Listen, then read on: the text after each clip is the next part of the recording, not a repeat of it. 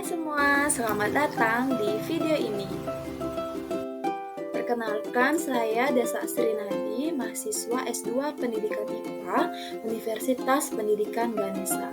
Pada video ini, saya akan menjelaskan mengenai aliran idealisme dan implikasinya dalam pendidikan.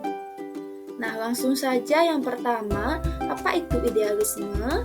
Jadi, idealisme ini merupakan suatu pemikiran filosofis yang berkembang pada abad ke-19 Masehi.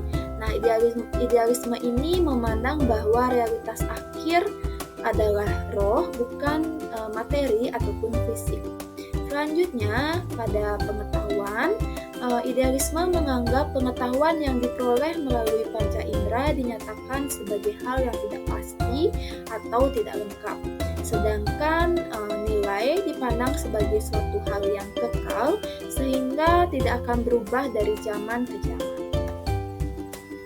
Selanjutnya, siapa saja tokoh dari idealisme? Jadi ada beberapa tokoh atau filsuf yang mendukung aliran idealisme ini. Yang pertama yaitu Plato pada tahun 427 sampai 374 sebelum Masehi. Nah, Plato ini menjadikan ide sebagai inti dari aliran idealisme.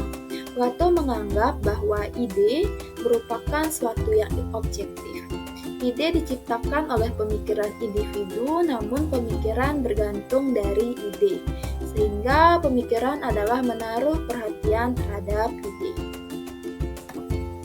Tokoh yang kedua yaitu Fichte pada tahun 1780 sampai 1788, yang mana Fichte ini memandang manusia sebagai objek benda-benda dengan inderanya.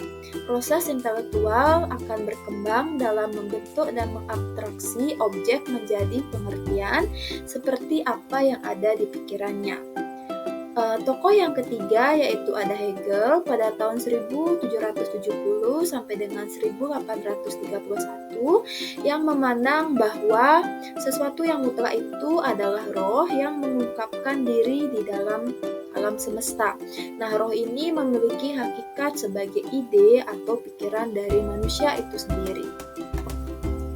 Selanjutnya, tokoh yang keempat ada Schelling pada tahun 1775 sampai 1854, yang mana pandangan Schelling ini mendukung aliran idealisme, yaitu teori mutlaknya mengenai alam semesta.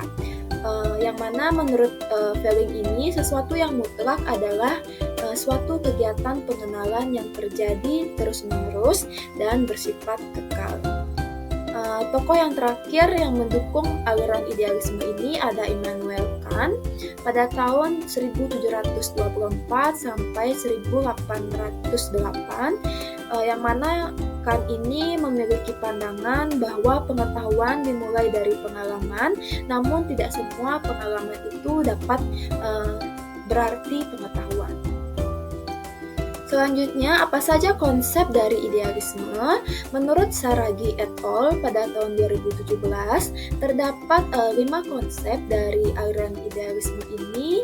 Yang pertama yaitu hakikat manusia, yang mana idealisme memandang bahwa manusia ini sebagai individu yang berakal budi dan selalu aus akan kebenaran. Yang kedua yaitu ada metafisika, yang mana metafisika menurut idealisme adalah semua objek atau hal yang ada di dunia ini dalam analisis ekspresi dari pikiran atau akal budi manusia. Nah, metafisika ini lebih banyak dipengaruhi oleh pengalaman hidup manusia itu sendiri. Selanjutnya yang ketiga ada ontologi. Ontologi menurut pandangan idealisme adalah tidak memisahkan antara objek yang bersifat abstrak yang ada di dalam pikiran manusia dengan materi yang ada di alam semesta. Yang keempat ada epistemologi, yang mana menurut pandangan idealisme, epistemologi ini merupakan segala tindakan untuk mengetahui kebenaran yang berakhir di dalam ide, yang merupakan peristiwa subjektif yang murni. Dan konsep yang terakhir yaitu aksiologi, yang mana menurut pandangan idealisme, aksiologi ini berarti nilai kebaikan yang dapat dipandang dari sudut diri yang absolut. Selanjutnya, bagaimana implikasi idealisme dalam pendidikan? Nah, adapun implikasi idealisme dalam pendidikan dapat ditinjau dari aspek peserta didik, pendidik, kurikulum, metodologi pengajaran, dan tujuan pendidikan. Nah, yang pertama yaitu dari aspek peserta didik. Idealisme ini memandang bahwa peserta didik sebagai individu yang memiliki potensi akal pikir dan potensi moral. Nah, potensi intelektualnya ini dapat dikembangkan, sedangkan potensi moral ini dapat dioptimalisasi. Nah, aspek yang kedua yaitu pendidik, yang mana menurut idealisme ini, pendidik atau guru adalah tokoh utama dan teladan yang mana keberadaannya dapat dijadikan contoh bagi peserta didik. Yang ketiga yaitu ada kurikulum. Menurut idealisme, kurikulum ini memuat materi-materi yang dapat membimbing peserta didik untuk mengembangkan ide dan gagasannya.